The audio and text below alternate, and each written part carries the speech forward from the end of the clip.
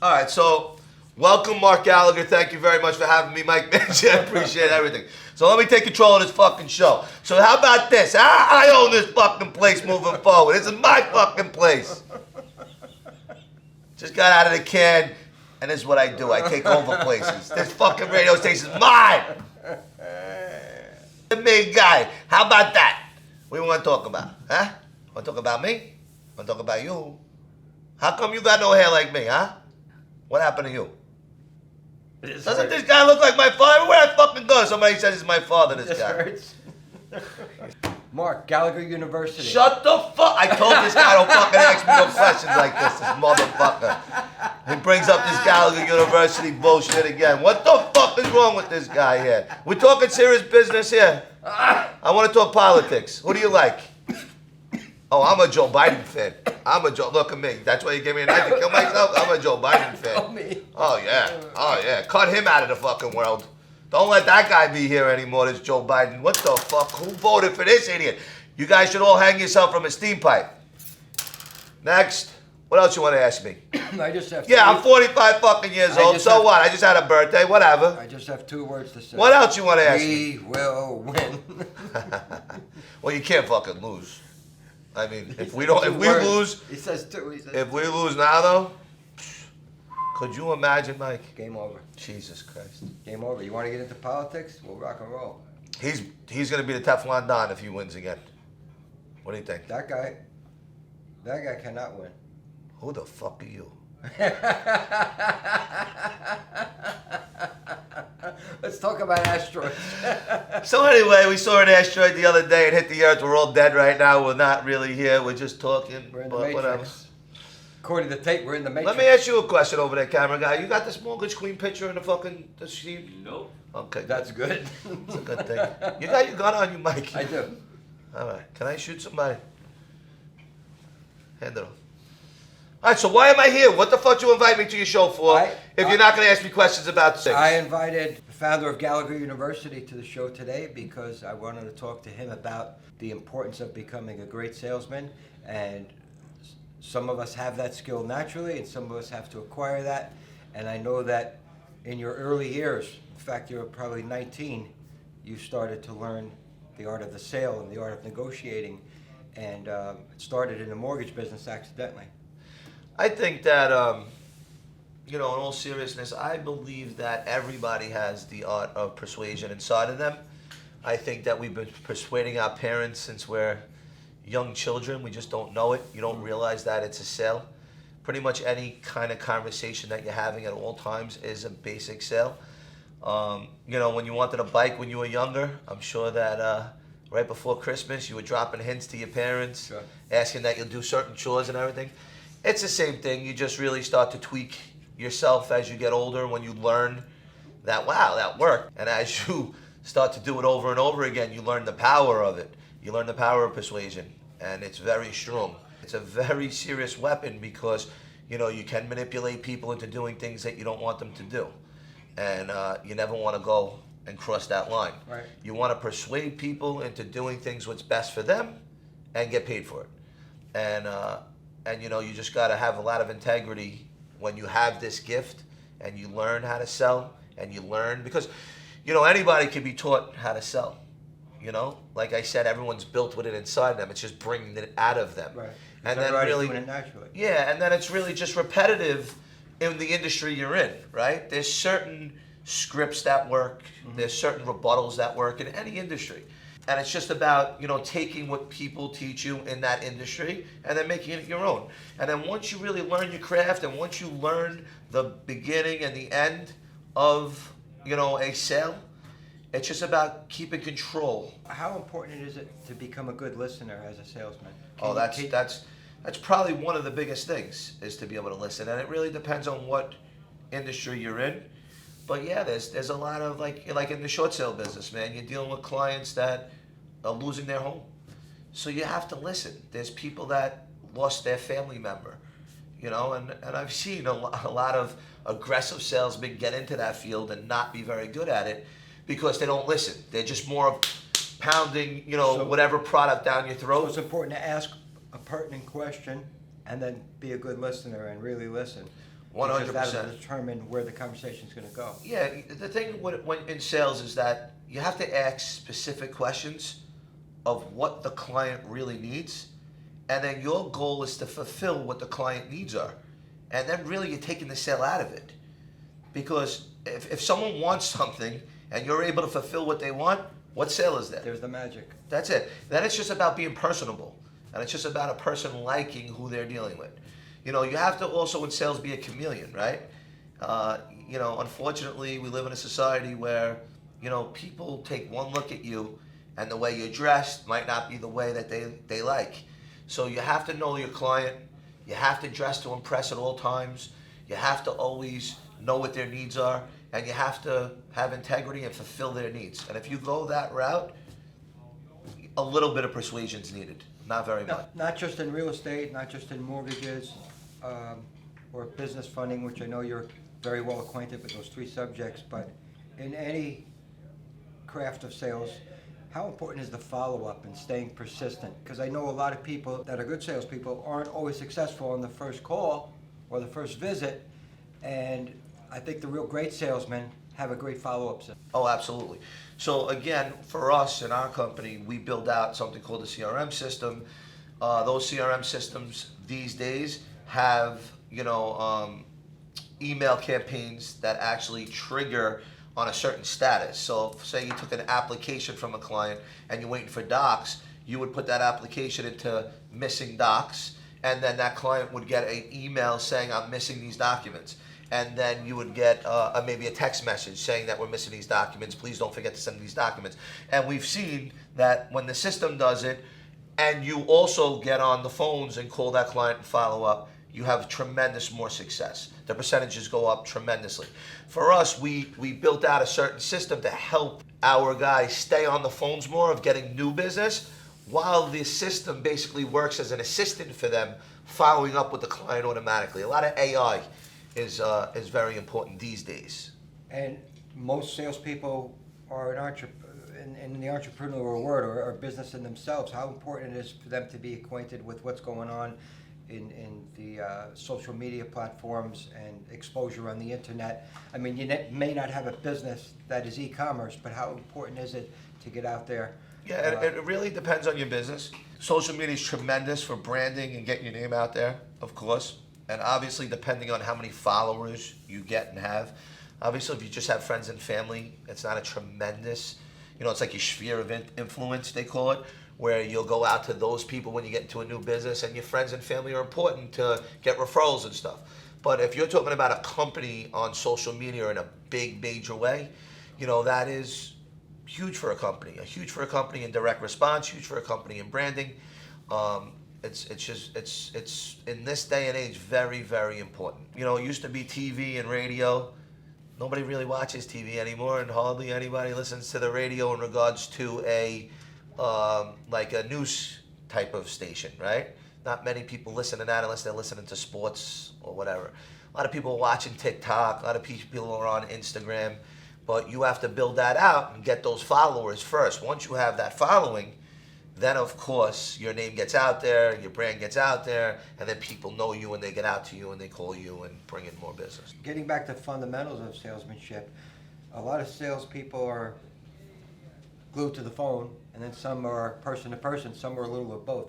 What's the major difference, advantages or disadvantages of pitching someone over the phone compared to in person, and what must you be careful of? Well, a couple things, right? So time, you know, if you can do things over the phone, you know, you really master your craft and you can do everything over the phone, you know, you're not wasting so much time driving all over the place and meeting with people. Statistics do show face-to-face because you have that personable feeling and that touch. Science and statistics show that face-to-face is a way higher closable sale, okay? But it depends on the industry, okay? There's a lot of, you know, like in the short sale business, you have to be face-to-face. In the mortgage business, you don't need to be face-to-face. But years ago, that's all there was face-to-face. After 1999, maybe 2000, it started to become more over the phone, right, where people trusted you, sent in their documents, okay? So then you were able to do the whole entire country over the phone, anywhere you are in an office. opposed to driving from house to house. To that gentleman or young lady that's looking to be a successful salesperson and their sales do take place over the phone, how important is it? Because let's say they're making 150, 200 calls, and maybe percentages say they make 30 contacts, and maybe out of those 30 contacts they're successful X amount of times. But how important is each call to reframe, restart over, and stay up? Isn't that an art in itself? In other words, sounding as good as you did on the first 10 calls of the day as the last 10 calls? Yeah, no, of course it is, but you also got to make sure that you don't want to burn out, right? So statistics show in that regard that, 4 hours is enough for anybody to be on the phones. 8 hours is too long. If you have somebody pounding the phones all day long or on a dialer, for 200 phone calls, that's a lot of calls. So it's better if you own the company and you have, a certain amount of people and maybe put them in shifts where you have the first 4 hours of fresh people on the phones making 200 phone calls, and then the next 4 hours have a fresh new group of people on the phones making the same calls. I've heard about this magical first 4 seconds on the phone. How important is it? Well, they say that it takes 4 seconds to capture someone's interest and make them like you, right? And that's hugely important. That goes with the whole art of persuasion. That goes with the whole sale. If you'll know right away if someone likes you or not.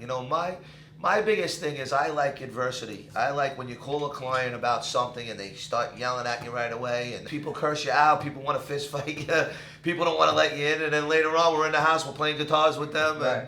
and we're talking about their family, and then you always do the right thing and give them a nice present at the end, and you'll paint them a painting or something like Sure. that.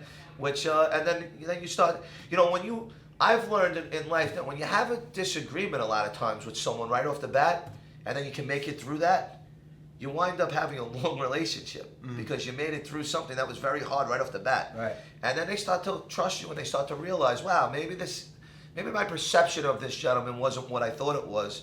Thus, the phrase, the sale begins at no. Right, exactly. And the more no's you get is the faster you're going to get to a yes, right? Back to the good question lines and being a good listener. Right. Which is, again, in every business, listening to the client. They don't want to be interrupted. You want to let them get it out, especially when you're, in a business that's, a sad business where someone's losing a house, Yeah. or, someone has to, are in some kind of distress where maybe they lost a husband, they lost a wife, Yeah. something like that. Yeah. Let's talk about not the distressed asset phone calls. Let's talk about when you have a person who's interested in a deal. Okay, you're on the sell side, let's say. It could be a car, it could be a building, it could be a boat, it could be anything, and the negotiations begin. How important is it to have the strength, the intestinal fortitude to walk away, to take away? How many? Well, how often have you used that? Well, that's in negotiations, Mike, right? So again, I say a lot of times, man makes the money, money don't make the man. A lot of people don't feel that way. And Gallagher University is going to teach people how to be strong entrepreneurs right off the bat. Whether you have $1 million or you have no money, you're still the same man. So what does that mean? When you're in negotiations, you cannot allow anyone to take advantage of you. It doesn't matter if you're going to lose the deal. There's 100 more other deals. There's 1,000 more other deals. You have to have the nerve to walk away at any time if the deal isn't right. Because if the deal's not right off the bat, it's not going to be right in the future. So you're making a deal with someone that's going to hurt you anyway. So, depending on what it is, if you're going to go into a partnership with someone or you're buying the building from someone, something's not right. You have to be able to walk away. So you don't want to get taken advantage of. It takes a lot of strength, because I've seen a person, let's say, that's negotiating a deal, and this person really needs that deal to go down. They really need that money that they're going to profit from that deal, and they don't have another opportunity, but they still said, I'll see you later, and had the nerve to do that, betting that takeaway tactic would have the person go, okay. But that's quite a gamble, and it takes a lot of guts to do that when Sure. you're really in need. Well, again, it depends on what your needs are at the time, and many people maybe will not do that. And you've seen me many times walk away from deals That's the guy I was talking that about. are well by the way. needed. I thought you were talking about your old friend No. Oh, that that's said, the "Burn other the one, too. I'd deal, love to tell you Mike. that story. Burn the deal." Yeah. Right? Yeah. So again, you know, he was an older gentleman and he knew the Yeah. same exact thing. Nobody wants to be taken advantage of. And, you know, look, like I said, you know, depending on the situation you're in, you can't change who you are. You have to be who you are all the time. You have to have the gall and the nerve to negotiate with big boys that have a lot more money than you, and they're going to try and take advantage of you. And, you know, you have to be able to step in the ring with those guys. If you're willing to step in the ring with them, then you need to be able to go all the way. And if not, you're going to be taken advantage of all the time. And I'm not willing to be taken advantage of, and I'm willing to go all 12 rounds with any billionaire at end. any time. To the very end. Absolutely. So in a nutshell, at Gallagher University, people will learn not just the art of the sale, but the different types. Phone sales, person-to-person sales, the art of negotiating, client retention, keeping that person in your book, All of it. all of it. All of it. You know, Excellent. the first course is going to teach them more about, you know, what do you want? Why do you want it? You know, what's your vision? Right. What does it look like? What is your business model? What does your business model look like? And really help them get incorporated and protected and, you know, be able to become their own bank, you know, and save money and have the right accountant and have the right lawyer and have the infrastructure, the foundation set up properly so that they could go out there and go into business. And then once they're in business, yes, we're going to show them the CRM training, you know, how to follow up on leads, client retention, all that good stuff. So there's a lot of automation to make up for some weaknesses of people that might not be great at the follow-up, might not be great at retention. Absolutely. No matter what field they're choosing or what business they're starting, salesmanship is it. Yeah, I got to be honest with you. Most businesses, the mechanics of it work the same, right? So almost every business you need to learn persuasion. Every business you need to learn sales. Every business you need to, you know, have a follow-up system, you know, where you're following up on your clients, client retention, you know, thanking clients for doing business with you, all that good stuff, and capturing and cultivating new business, new clients, and keeping them, you know, and that's the name of the game. And as long as you can do that, you'll make money all the time. In addition to learning about sales, and you know, you have that business in a box module where people will learn how to start their business properly. There's so much to learn at Gallagher University because it seems like you're not only going to cover the mechanics of setting up businesses, you're going to teach them how to be an entrepreneur. You're going to qualify them essentially as well. From what I heard, you're also in the near future going to be talking to us about how important it is to have the right mindset and what it is to be an entrepreneur inside.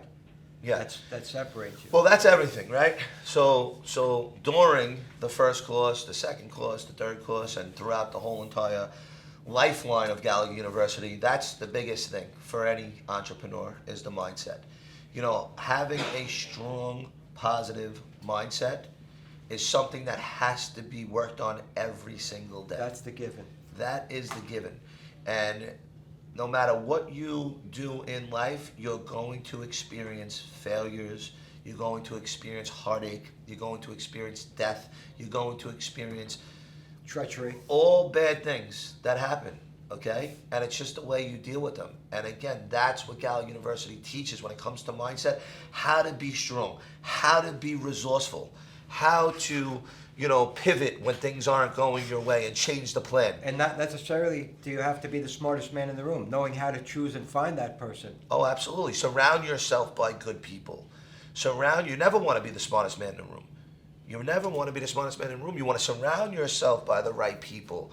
But with that, you have to be able to trust those people with your life. Because like you said, treachery in business is horrible. Because every time somebody sees you get to the top, your best friends want to take you down, which is terrible. But unfortunately, it happens, and everybody in business knows that this happens. They want to steal from you. They want to steal your best employees from you. They want to be you. You know how it goes. People get envious. Yeah, I've seen it. So you've seen it. You've seen it many times. Our clients of Gallagher University are also going to have access to some great gurus, some fabulous CPAs, attorneys, Well, also all the other marketing genius. coaches, right? So yes, it's business in a box, of course, but maybe they're not interested in business in a box. You know, there's other coaches with the same mindset that are going to teach other crafts. So you know, there's Mike Mangicina who's teaching golf. Okay, and how you had to have that strong mindset your entire life, and your father instilled it in you, how to be a pro golfer, and how to go on tour and be able to have that mindset of that you're playing against people that maybe in your head you thought were better than you because they were older than you and they had more experience than you, and you had to say to yourself, no fucking way, nobody's better than me, I'm the best, I'm the greatest.